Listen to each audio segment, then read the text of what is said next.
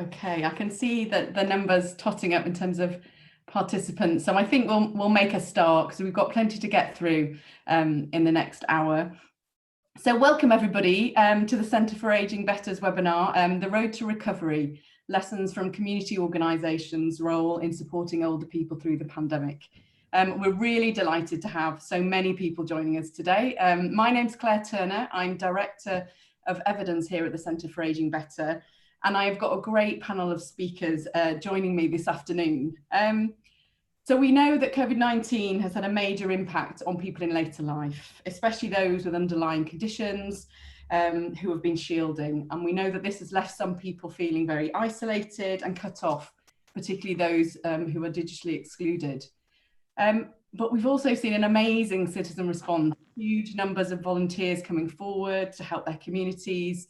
We've seen community organisations being agile and quick to respond and innovate in ways they've provided support. And so through this webinar, I suppose we want to shine a particular light on how the neighbourhood networks in both Leeds and Birmingham have responded.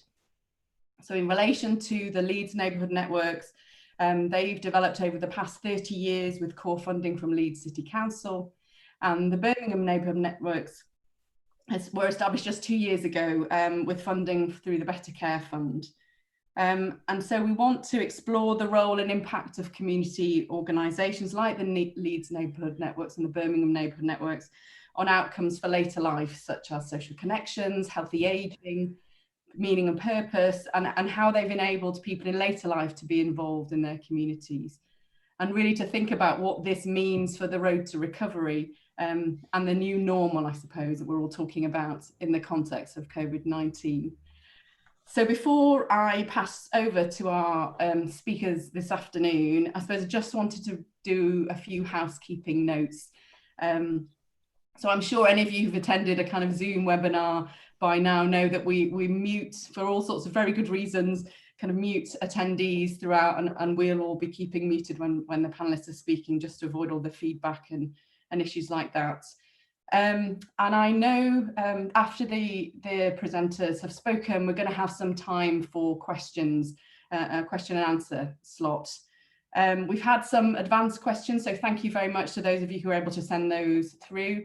And I know you're going to be hanging on to every word of the presenters this afternoon, but if whilst doing that, you could also think of any questions that you would like to ask our panel, then please post them in the Q&A box. There should be a ribbon at the end, at the bottom of your screen. There's a chat box, but we want you to include any questions in the Q&A box, please.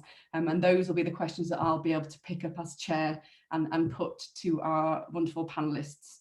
As you can imagine, if we get a lot of those questions, we won't be able to get through all of them, but we'll do our level best to respond to as many as we can.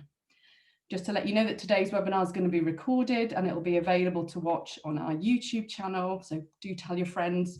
And also, if you are somebody who likes to tweet, then we will have a Twitter discussion. We're really interested in you sharing some of this via Twitter, so please do use the hashtag Road to Recovery.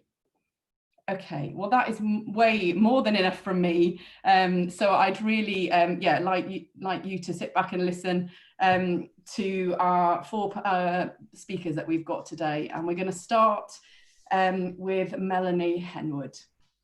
So Melanie has a background in academia and working in research think tanks. But since 1991, she has run her own independent research consultancy in health and social care. She undertakes commissioned work for various government departments, charities and research groups, and she's carried out various work for the Centre for Ageing Better over the last 2 years, particularly focusing on the development of the neighbourhood networks in Leeds and Birmingham. And during lockdown, Melanie has been a regular commentator on the impact of COVID-19 on social care. So Melanie, I'll hand over to you. Thank you. And I've just run straight into a technical problem because I'm just having a bit of difficulty getting back to my my presentation from the beginning here. Right, okay. I'm sorry about that. So my job here today is really to set the scene for the webinar and to give some of the background to analysis that colleagues will provide in later sessions this afternoon. So the Centre for Ageing Better has been working with Leeds and Birmingham over the last couple of years to understand and support their work with neighbourhood networks. And this also fits with Ageing Better's wider work on connected communities, building strong and supportive relationships across generations and enabling people to live in communities that make it easier to stay connected and active. I was commissioned to do some scoping work in both Leeds and Birmingham to understand and analyse the policy context in each and to explore the background to the development of neighbourhood networks and how they can add value to wider policy goals and ambitions. And I think you'll see as we go on that there are similarities and differences between the two locations. So, thank you. The strategic policy agenda in Leeds, to start with, looking across the council and the local health economy, the policy objectives set out the ambition that Leeds will be the best city for health and well-being and the best city to grow old in. Now, these are great slogans, great straplines, but the ambition is much more than that. It's an ambition that's widely shared by all partners, and it appears to be well embedded at a strategic level as part of the organisational DNA. Leeds, as many people will know, has a long history of working with and supporting the voluntary and community sector through both good times and bad. And that's been especially strong around the Leeds Neighbourhood Networks, which have been referred to on occasions as the jewel in the crown. As has already been said by Claire, the neighbourhood networks have a long history in Leeds. They go back to the mid-1980s, and they've grown and spread citywide and now exist through 37 independent, locally based organisations run primarily by and for older people, promoting health and active life and tackling loneliness and social isolation. Over the last couple of years, the City Council has taken the opportunity to develop the role and contribution of the neighbourhood networks to fit more closely with its strategic policy objectives and those of partner organisations. Essentially, this is about organisational cultural change and means a focus around prevention, well-being and personalisation. There's a golden thread that links the strategies and the neighbourhood networks around the idea of working with people and doing so in a strengths-based and asset-based way. Meanwhile, in Birmingham, a different set of circumstances also directed attention to developing a neighbourhood network model and informed partly by the work in Leeds. The City Council hit the perfect storm of circumstances in 2017 when major budgetary pressures and austerity brought acceptance that old models of working were neither affordable nor fit for purpose. And with support from the Improve Better Care Fund, Birmingham embarked on developing a prevention first strategy on a cross-council and cross-sector partnership approach. A key element of that was the development of social capital with neighbourhood networks, alongside community social work, locality-based working, and strengths and asset-based practice, with the overall objective to achieve healthy, happy, independent lives for people in their own homes and communities. As with Leeds, the Birmingham approach reveals considerable ambition for achieving cultural whole systems change, not only to improve independence and outcomes for people, but to reduce demand on statutory services and achieve financial savings in adult social care. So together, these elements come to be greater than the sum of the parts. So that's the background. For both sites then happily motoring along, addressing challenges and harnessing enthusiasm for change, along came the variable that no one had anticipated. As John Lennon observed, life is what happens when you're busy making other plans. So coronavirus arrived in the UK and suddenly the ground beneath our feet shifted dramatically. Lockdown came on the 23rd of March and raised many questions about what this would mean for older citizens and for other people needing care and support in their daily lives. The normal patterns of life changed overnight, with many services and facilities closing down and people becoming increasingly confined to the four walls of their homes. Colleagues will reflect on what this means in Birmingham and Leeds, but I just want to set it in a slightly broader context. What's happened since? Nationally, we know that there has been an impressive upsurge of community support and response, mutual aid and volunteering. We don't yet know how effective that has been, how well coordinated it has been, or what it has achieved. But some early findings are emerging. A recent COVID-19 inquiry report from the All-Party Parliamentary Group on Social Integration states this: the COVID-19 crisis has highlighted the importance of social connection for our own well-being and for society as a whole. There has been an outpouring of neighbourliness and mutual aid. Many of us would agree that the crisis has brought us closer together. At the same time, while the long-term impact on integration is not yet known, we do know there are risks of increasing social divisions as people experience the health or economic impacts of the crisis differently. We don't know what has been the impact on social isolation and social connection. What about people who are more digitally excluded? So there are some questions there. The new local government network report on mutual aid, which also came out recently, also observes that although the COVID-19 pandemic has led to tens of thousands of people losing their lives in the UK, has stretched the capacity of public services, altered everyday life for millions and ground our economy down to a standstill, yet the public response to the crisis also inspires hope. So mutual aid groups and community support models have emerged as fundamental to supporting people in the community. Significantly, and I think particularly relevant to the neighbourhood network model, is the conclusion that where social capital is already well developed, mutual aid groups function better. Let me just give a few, before we turn to more detailed reflections from colleagues, I want to conclude this session with just a few observations and questions for us. We know that the impact of COVID-19 on social care has been, in the words of ADAS, devastating and immeasurable. James Bullion, the president of ADAS, observed recently that easing the lockdown is about more than opening doors, it is about unlocking people's lives. The questions for us here today, I think, are these. Have the neighbourhood networks provided a measure of protection in this dystopia? And if so, how has that happened? Has the pandemic been a catalyst in some ways for positive development? And what does this look like? Are such developments about responding to the crisis, or is something more permanent happening? And finally, what is the new normal going to look like in building and maintaining community resilience, and how can we protect that? Thank you very much. And I need to just come out of here and stop sharing. Thank you, Melanie. Thank you so much for that overview and for giving us some key questions and food for thought that I'm sure we'll carry through the next presentations that we hear, but also into the Q&A session at the end. Fantastic. Well, what I'm going to do now, again, as I said at the beginning, people do have questions that they want to ask in the session, in the second half of this seminar, then please add them into the Q&A box below.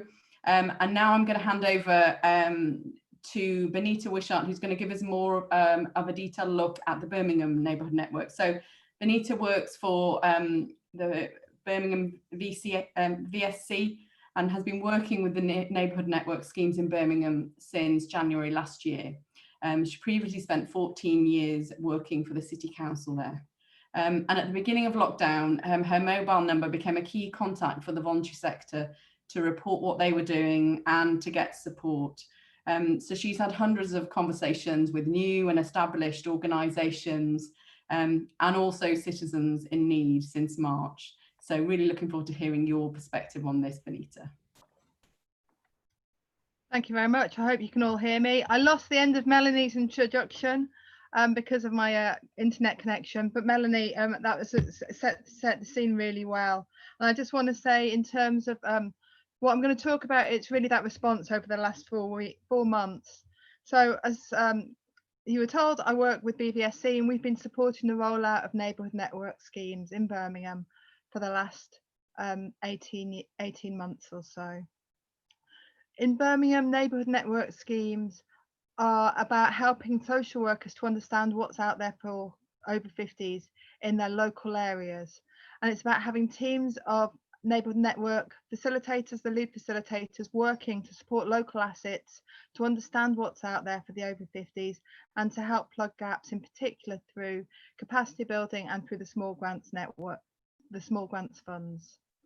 So in Birmingham, we've got a constituency model. Each constituency in Birmingham is on average 110,000 people, and that's the level at which neighbourhood network schemes are working, which is very different to Leeds. And as you can see, there's been a very different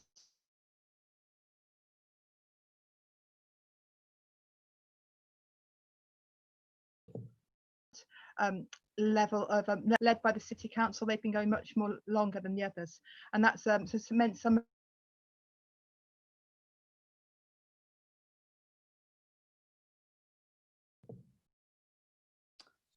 Benita, I think we're having some problems. I don't know for other people, but I think you've frozen on, certainly on my screen, and I think I can see from my fellow panelists that they're nodding as well. I think what we'll do, if we can't get you back in the next few seconds, we might move to our fellow presenters in Leeds and then maybe try and come back to you when there's a better connection. Okay, if you can't hear me, that's fine. I can hear you. Try one more time and let's see. You're back now. So see. Okay. Continue. Okay. Mutual aid groups sprung up across the city, and existing voluntary and community organisations and new ones also just really stepped up to the mark. Added a range of faith organisations across the city, working outside their usual geographies and across much wider communities than they would normally do so. At the beginning of lockdown, the City Council asked the neighbourhood network schemes to continue doing some things and to do some things differently. They wanted neighbourhood network leads to carry on working with assets, to keep mapping, make an emergency asset directory and provide support, and also to get money, to help get money out, to help assets complete grant forms, so money could get out. And there's been over 50 grants made in that last 4 months, amounting to about £250,000 from the City Council. They also asked neighbourhood network schemes to work very differently to how they had been, to really support citizens out in communities rather than just social workers and assets. They asked for volunteering to be part of the mix, to make sure that everyone had access to essentials, food, shopping, medication, to focus on those issues of loneliness and isolation. And then they also were asked to prepare to get ready to deliver some tasks around home from hospital and death and dying, which in the end they weren't really required to do. And across that, Birmingham's BVSC has worked with the City Council on what we've called the C19 Support Brum partnership. We've been providing support to neighbourhood network schemes, meeting every week, using our portal Route to Wellbeing to map those emergency asset directories, and also working with a strategic thematic group across the city as well. So just to give some quick flavours of things, for example, in Northfield, within days they set up a helpline with 10 phone lines coming in, accessing a whole load of different bits of support in the constituency, and getting those messages out with the support of B31 Voices that celebrated 10 years of operating as a hyper-local blog and Facebook page during lockdown. In Erdington, the task force has met every week. It incorporates local politicians, the MP, councillors, but also the Arts Forum and the Mutual Aid Group as well, really working together collectively to make sure that everybody in Erdington was connected. Sutton Coldfield has also worked collaboratively with the City Council, setting up a website with a one-stop shop and all information available so people knew where to go for support. Hall Green, like many, were getting out weekly newsletters to social workers and other stakeholders. They also saw that there were gaps in the area, and so commissioned a couple of community hubs to be able to do some of that support for local people. Selly Oak, as I said, has been going for one of the longest because it was commissioned in-house by the City Council, but they've used old-fashioned techniques, leafleting and such like, but also they some of their small grants went to fund a local radio station to get messages out. Selly Oak was also incredibly good at carrying on with the capacity building and switching their training sessions and support to being webinar based, and even got back to doing regular ward based meetups, which they would started doing before lockdown. So before lockdown, we knew there were some wicked issues that we were working on. We knew mental health and transport were things that we had to crack. COVID has shone a light on things like digital exclusion and carer support, which we need to work on, and has given us some more challenges as well, like benefits and death and dying. But just to reflect on what's happened, I think the ingenuity of the sector has been amazing. There's been something really special about neighbourliness and volunteers, and I know a number of NNS leaders that they really want to build on that over the next couple of years. Elected members, where they've really stood up and helped lead, has been amazing, and a big call out to those where they've done that. It's made such a difference. So in terms of NNS, they provided referral pathways, one-stop support for assets, and help making sure that the money was going to what was really needed in each locality.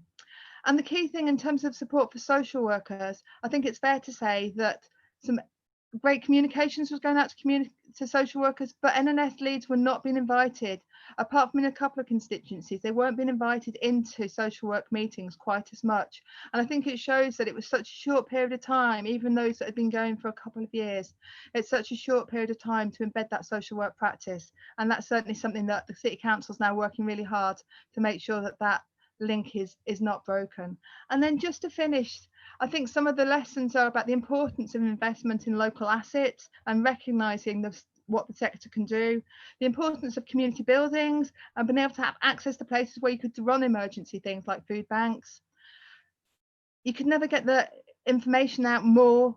It was never possible to get out too much, but it really showed us the importance of going back to leafleting and door to door, as well as relying on digital. Using every opportunity to connect and to link to people's needs over and above essentials. So linking people into wellbeing activities was really key, and a lot of organisations did that extremely well. Place like Birmingham, cultural competence, being able to make sure that things were appropriate. Certainly when it came to food, it took a little bit of a while for that to get sorted, but again, some of the faith groups really came into their own in doing that. And I think there's some lessons around risks and accountability and such like. And I think there will be some questions for the City Council about, well, we got this to work so well, you trusted us. Can we just have a bit more of that as we move forward? And just to finish with, I think the City Council really does recognise that they couldn't have done what they did without the support of the sector. And this is from the Key Commissioner for Neighbourhood Network Schemes, expressing the thanks to everybody for the work that was done. So I hope you managed to hear that. I'll leave it at that for now, but it's a flavour of what we've done. Okay, thanks. Thanks so much, Benita. And I think, yeah, some really, again, a great flavour of all the kind of wealth of things that have been happening in Birmingham through the neighbourhood networks, and some really important reflections in terms of the kind of lessons learned. And I'm sure, again, we'll pick some of those up in the Q&A. So thank you so much. I know that summary hides so much detail and so much work. So well done for doing such a good job of summarising that in such a short time. Great. Well, finally, we want to talk about the Leeds Neighbourhood Networks in a bit more detail and their response to COVID-19. And here we've got a double act. So I'm going to introduce both of our next two speakers together. So we have Ali Kay, and she's the third sector development manager at Leeds Older People's Forum, working with the Leeds Neighbourhood Networks. And Ali's got over 30 years experience working in the third sector. She's worked at a local, a regional, a national level on a broad range of social issues. And her work in the sector, she started as a volunteer, but has also worked in kind of both frontline and senior leadership positions. And she's joined by Chris Dayson. So Chris is a reader at the Centre for Economic and Social Research and the Advanced Wellbeing Research Centre at Sheffield Hallam University. And his research focuses on the role and value and the contribution of small local voluntary and community organisations to health and wellbeing policy. And Chris is currently leading a team who are evaluating the Leeds Neighbourhood Networks, and is involved in several other research projects that are exploring how the voluntary sector have responded to the COVID-19 pandemic. So Ali, I know you're speaking first, so I'll hand over to you.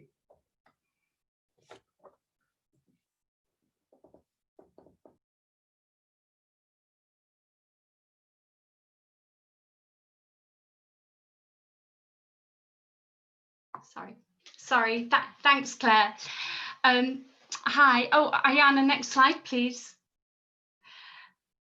Leeds Older People's Forum aims to promote the well-being of all older people in Leeds and to give a more powerful voice to older people in shaping their city for the benefit of all citizens. Leeds has the ambition to be the city to age best in. We were established in March 1994 with community care funding. The local council used the funding in a preventative way to set up a range of specialist forums, including Leeds Older People's Forum.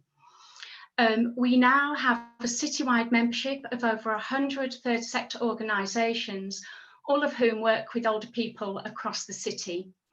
We have a range of projects. This includes a large £6 million big lottery project called Time to Shine, funded under the Ageing Better stream of funding, which we share in common with our colleagues in Birmingham as well. And related to that, we've got a learning facilitation project, which is about embedding all of the learning and training from the Time to Shine project so that we can learn about what works best with older people. There's my role, which Claire referred to, and that's funded mainly by the council with some Time to Shine funding. And we also have a range of age and dementia friendly work, which sits under our Friendly Communities project. And we're also part of a group of specialist forums coming under the umbrella of Forum Central. We have a great team of trustees and advisors, many of whom are older people who bring a wealth of experience and knowledge. And many of them have also worked in the city since the 80s in setting up third sector responses to and campaigning on behalf of older people in the city. Next slide, please.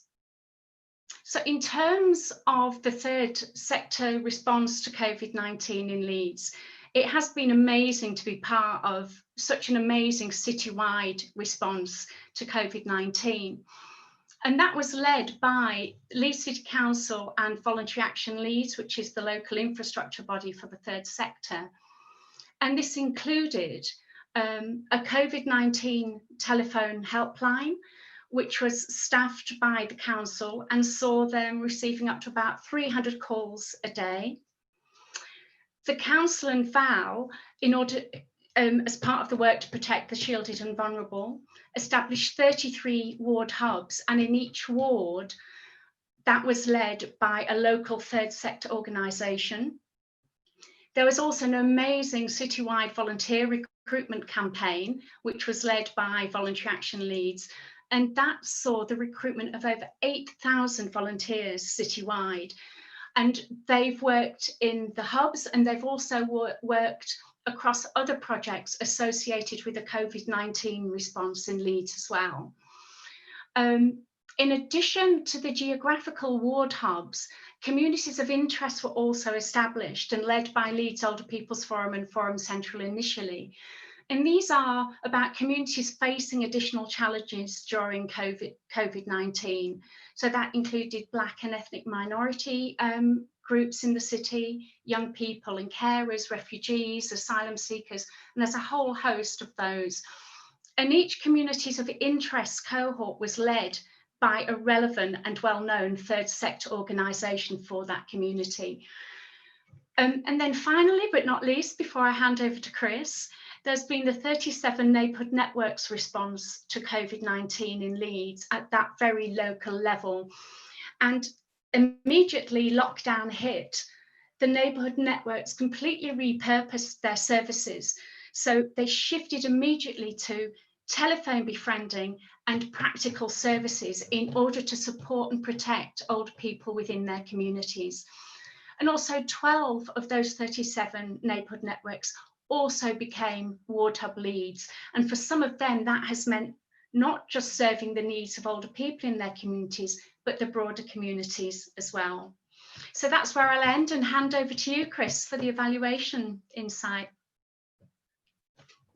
Thank you, Ali. Just get.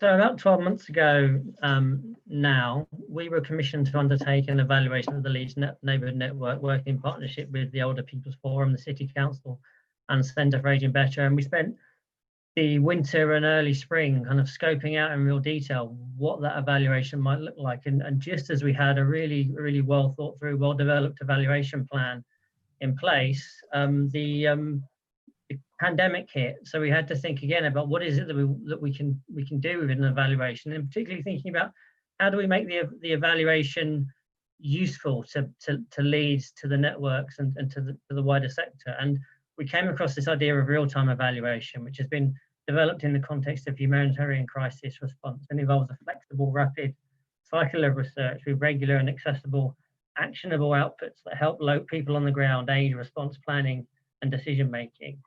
And one of the key features of a real-time evaluation is that findings and feedback are provided during the evaluation fieldwork rather than afterwards. So you have this regular flow of information coming out of the evaluation. We felt this had a range of benefits for the networks in particular. So in the short to medium term, we'd be able to provide regular update information at city and neighbourhood level to support the decision making and planning that was happening on an ongoing basis, and hopefully to help the networks and their partners improve the reach, quality and effectiveness of what it was that they were doing.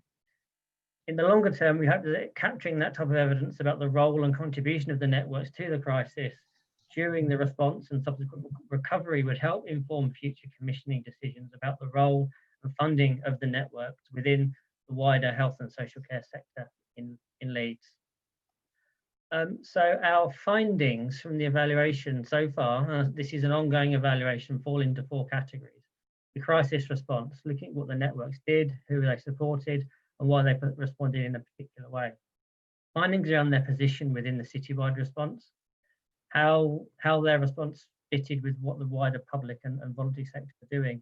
We picked up lots around the challenges associated with their response, and we've also started to think about what does this mean going forward, and we've got some practical and philosophical reflections on the future role and contribution of the neighbourhood networks. So this presentation is based on field work to date. We've done more than 25 interviews now with the networks. We've engaged with 5 local stakeholders. We've done a right now survey to capture a broader range of views. And we've kind of got this ongoing engagement with the wider health and social care system as we monitor the way that the networks are working in this response. So going now into the findings. So first of all, thinking about the crisis response and some of the description, kind of the descriptors that we hear time and again around this response are things like rapid, flexible, responsive, person-centered, locally focused. This is the way people are describing how the networks are working. One of the things that we picked up really interestingly is how many of the networks saw this coming. They were planning in advance of lockdown. They were ready to identify needs and respond quickly and flexibly. And as you've heard already, there was this rapid shift from group-based to individual support. In terms of what they've done, ultimately it's about direct support for thousands of older people across Leeds.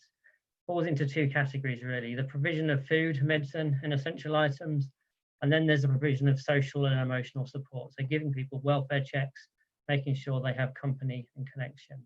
In terms of who they've supported, their focus has been on their members, so existing and new members. So ultimately, that's older people in support of, in need of support, but also the wider community, particularly when they've been asked to take on a community hub role. And this has led to increased reach and visibility for the networks. They've had more referrals, they've got new volunteers, but they've also seen additional demand. The response has been determined by some key enabling factors and mechanisms that we've been able to pick out. These include resources and capacity. So the fact that they have core funding from the network, from the local authority has been really important. Staff capacity and availability has been key, as is volunteer capacity and availability, and also the access to facilities and equipment. So those networks that have buildings with a kitchen, for example, have been able to provide warm food.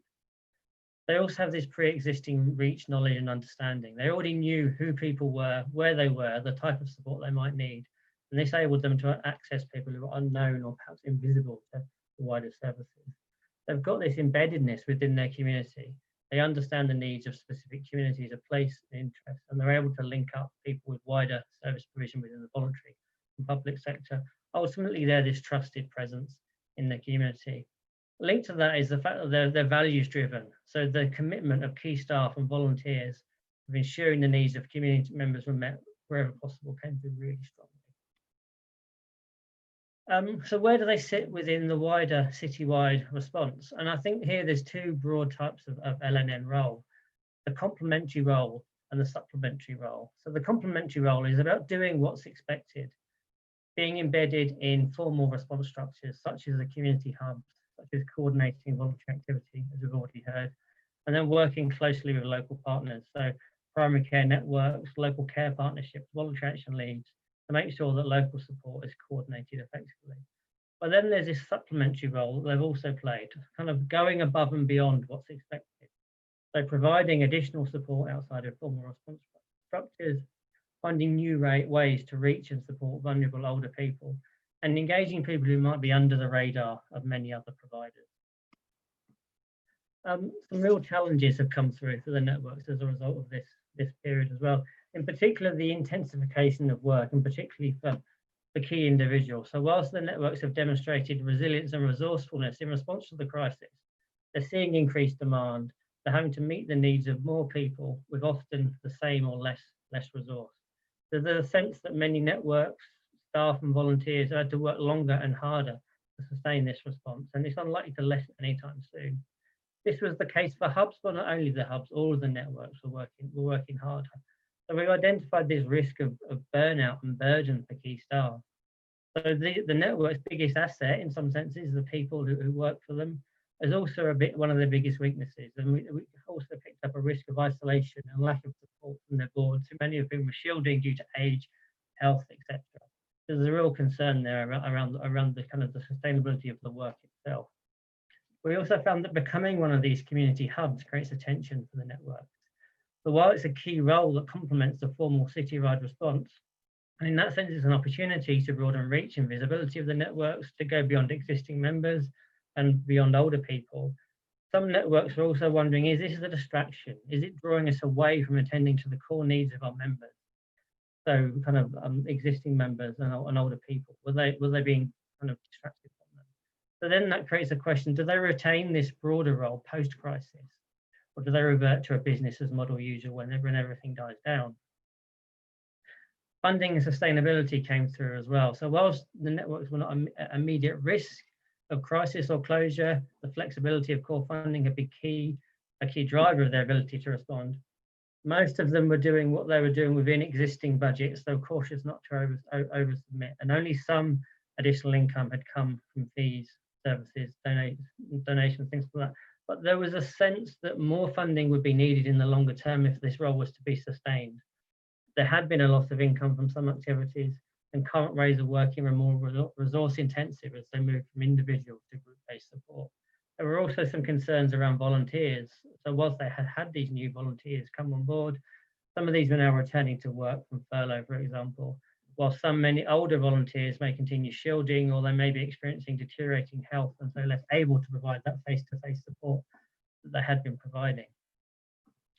So thinking forward now, and some practical concerns, and what the networks told us was that they're now moving from an acute crisis response to recovery, and has previously been termed a new normal. So this initial demand for crisis support has dropped off, and there's a question about what the network's role should be moving forward. The good news is they're already planning around this. They're finding new ways to provide social support, including group-based support. They're getting people out and about and moving more, including as groups, and they're thinking about how they can reconnect older people with their communities. We wondered if there might be a need to offer some of the network's bespoke tailored support to help them navigate this period. But we also picked up this concern about what's the citywide vision for the networks moving forward, particularly during the recovery phase. Where should that come from? Should that be directed from the top down, from the City Council, or should the networks be shaping this from the bottom up? What role should they play? How should that role be resourced?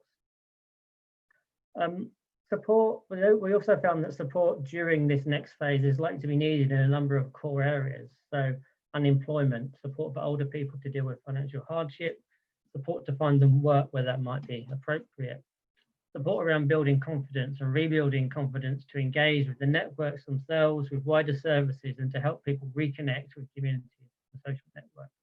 Mental health needs were coming through really strongly.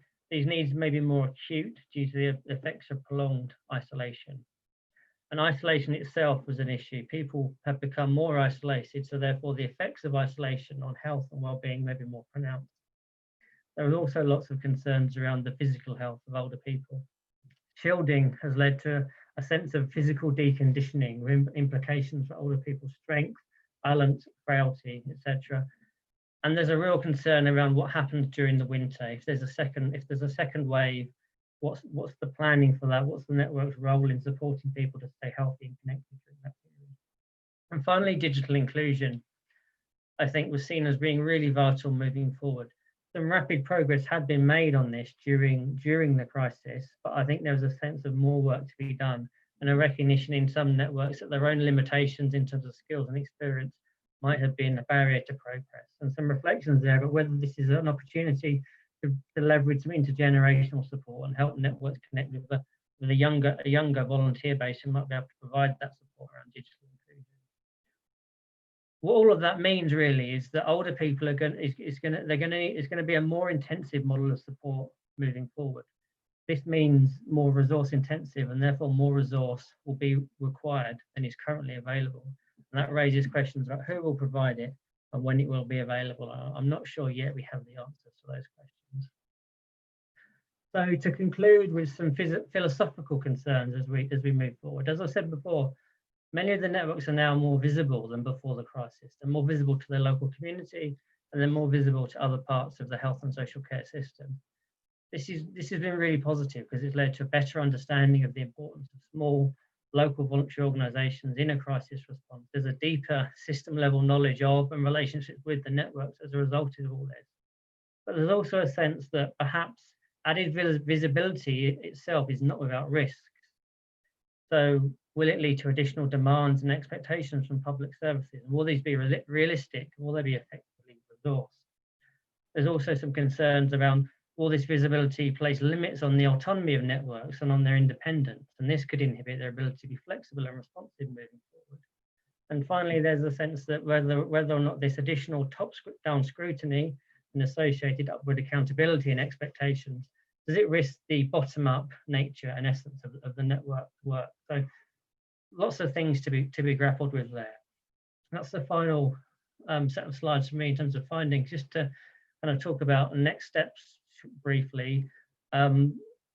Most of these findings presented here can be explored in more detail in our snapshot report that was published a couple of weeks ago.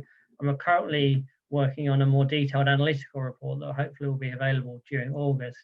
And then in September, we're going to start thinking about what does the next phase of the evaluation look like? How do we work with the networks to support them moving forward over the next 12 months in particular? And how do we make the evaluation continue to be useful and meaningful for the people of Leeds? I'll stop my screen share there. Thank you.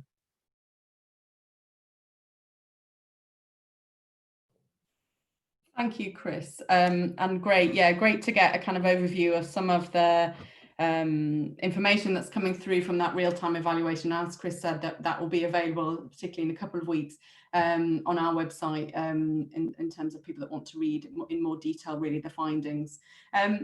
Fantastic. Well, we've got lots of questions coming through, which we knew we would have. So let's do our best, panel, to try and respond to some of those.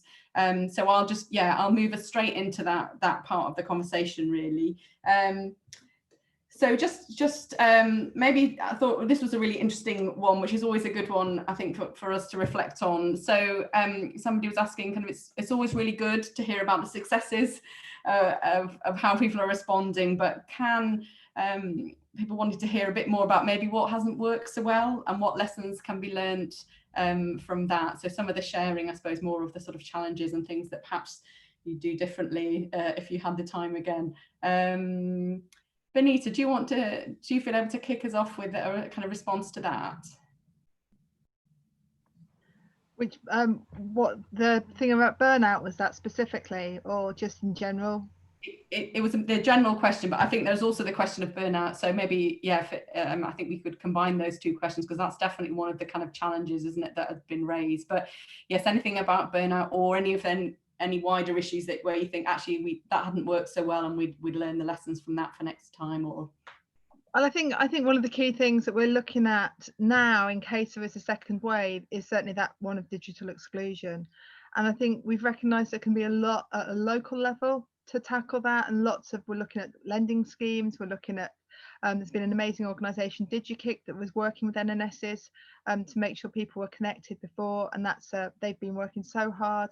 But I think we've also recognised that we can't do it all at a local level, and it's actually much bigger than that. And so we've been really pleased that we've been working and connecting the NNS Leeds into Digital Birmingham, which is a City Council-led strategic approach to looking at digital exclusion. And so hopefully working more collaboratively and across our silos on that, we should be able to make some progress there. But certainly it's something we want to try and tackle, but in case of a second wave, to get a few more people linked up, but also recognising some of that, as I said, the straightforward door knocking, leafleting, making sure neighbours knew, spreading the word in loads of other ways is also be important. But we recognise there are still some people that are finding it really, really difficult. And there's been some amazing examples of people being able to be connected into things through phones, which we wouldn't have thought was possible beforehand.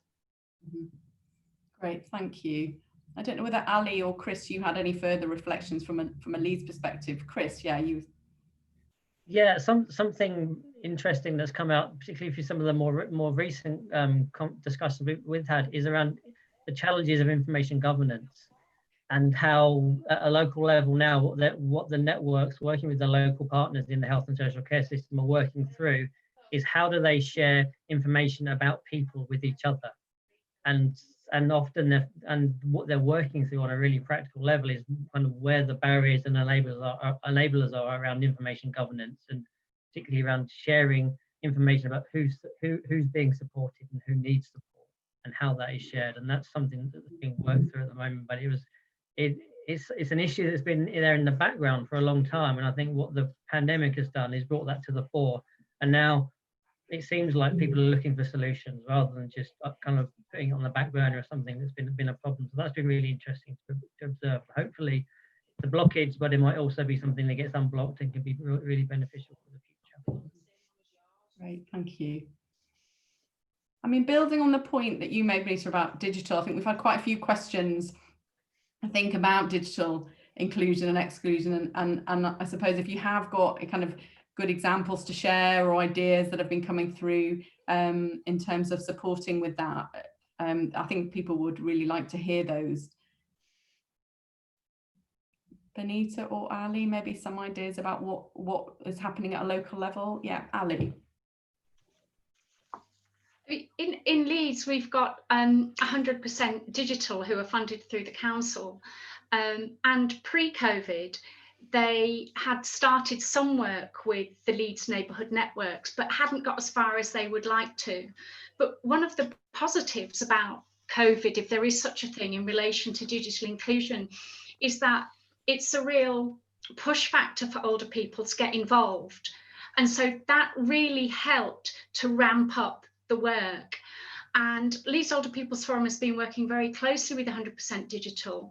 And so now I think 100% digital are working with about 34, 35 of the 37 neighbourhood networks. It's only the start, because 40% of adults are not in Leeds are not online. So it's only the start, but we have seen some really, really rapid process. And there was one neighbourhood network in particular, Crossgate's Good Neighbours, who did a lot of digital work pre-COVID. And because of that, they were able to ramp up very quickly, established a weekly Zoom meetings, but they provided a great example of good practice to other networks, and other networks have been able to build on their practice and they've shared their expertise. So I would say it's only the start, and we've got lots more plans going forward. But definitely that push factor is great. And I think the other thing about that was that sometimes staff and volunteers found they had to question their own attitudes to older people and digital engagement. They would say, oh, a service user, she was already on Zoom, a family had got her on Zoom. So it's thrown up all sorts of really interesting insights, actually. But it is only the start, and it does need funding. And digital needs to be friendly for people of all ages.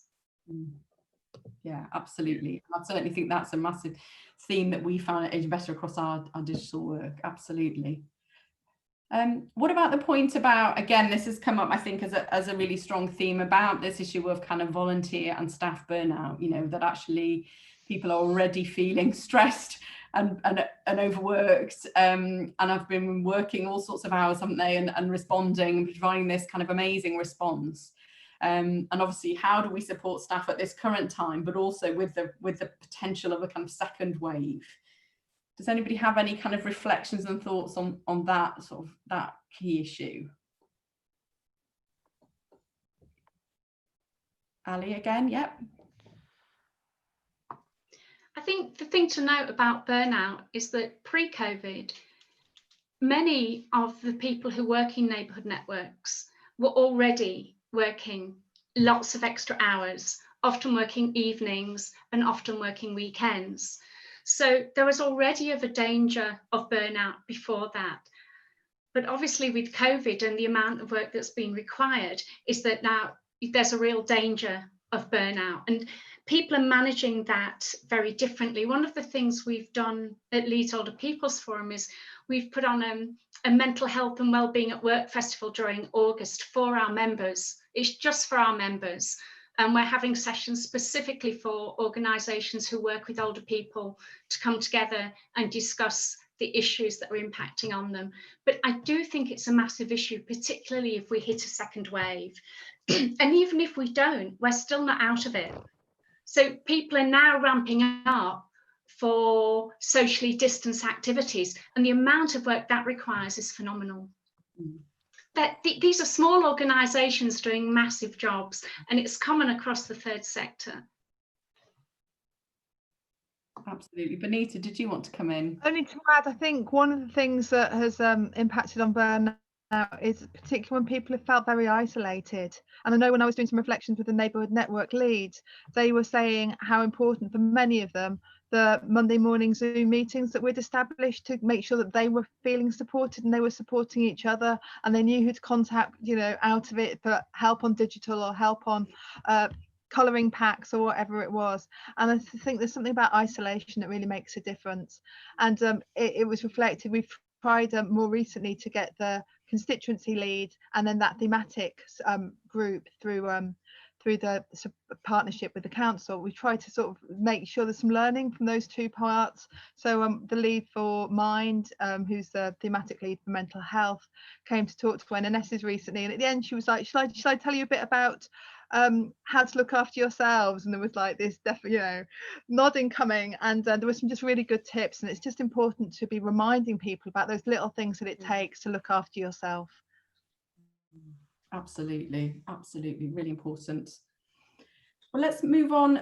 We've got some other questions in the time that we have left. I mean, another good one here, I suppose, somebody kind of reflecting that it sounds like the neighbourhood networks have a kind of, you know, have a good economy of scale across Leeds and across Birmingham. But I suppose a question about, do you think that these schemes can be more successful in an urban context, and how might you apply them in a rural context, and what might be some of the kind of issues and challenges there? Melanie, I don't know whether you might want to reflect, given your kind of, you know, you've had a kind of look across the piece, whether you had any reflections in this regard. Thank you. It's interesting, and also sort of, can you hear me okay? It's drawing on personal experience, because I live in a village, and sort of seeing how things have responded, you know, during this time, and the challenges are different, and they're always different, you know, and just issues, the logistics of transport and connections. And again, it brings us back to the digital inclusion thing, because that's so much more challenging very often in rural areas. And I think if there hasn't been a tradition or an established sort of network approach it's where do you start? Where do you do that? I know in my village there was an initial sort of enthusiasm of people trying to immediately start something up without having regard to what might already be going on. So I think really important to, you know, this comes back to the benefits of the network approach with asset mapping and understanding, you know, what's going on, what exists, what can we plug into, rather than trying to reinvent wheels all the time. But yeah, there are different challenges. Equally, where things are, you know, in non-urban or they're in rural areas, I think the scale, the local knowledge can be very, very localized, and people will know people who know people rather than it being necessarily formalized. You know, so lots of informal connectivity, which can be a real strength, but also risks that some people get excluded from that, and things can be quite cliquey, I think. So there are real dangers with that as well. So different sorts of challenges. But I think the neighbourhood network model, I think there shouldn't be something that's uniquely urban about that, but what does it mean if you're trying to develop it in a different context? I think different issues, yeah. Thank you. Before we finish, has anybody else got any reflections on that point? Because I think we're nearly out of time. It's gone so quick. Chris? Yeah, I think it's probably just worth kind of reflecting that each of the neighbourhood networks is in fact very different, and they're very different because they've developed from the ground up in response to local needs. So to think about them as one thing is probably is not a good idea. And I guess what that means is there is potential for a neighbourhood network style model to be developed in a rural area, but it will look very different, and it has to be developed from the bottom up, not from the top down. So I think there's a challenge for good old-fashioned community development there, isn't there, around working with communities to develop the right type of neighbourhood level infrastructure, and not thinking this is about imposing some kind of top-down structure. Absolutely, and I think that's a really important reflection actually to bring us to a close in this session in terms of thinking about those two things. So I'm afraid we have run out of time. I mean, just to give you a sense, we had over 50 questions, which I feel like is amazing. Actually, I feel like if we were all in a room together at a conference, I'm not sure we would have got that many questions. So there's something about this format. So I'm sure we could have, filled another hour, and gives us a sense of, I suppose, the importance of these issues to people, and also the challenges and the opportunities that this time has brought us. So please do, I mean, I can see on the chat that people are kind of forming contacts, making contacts, especially with our panelists as well. So please continue to do that. And I think as well as carrying on these conversations via Twitter.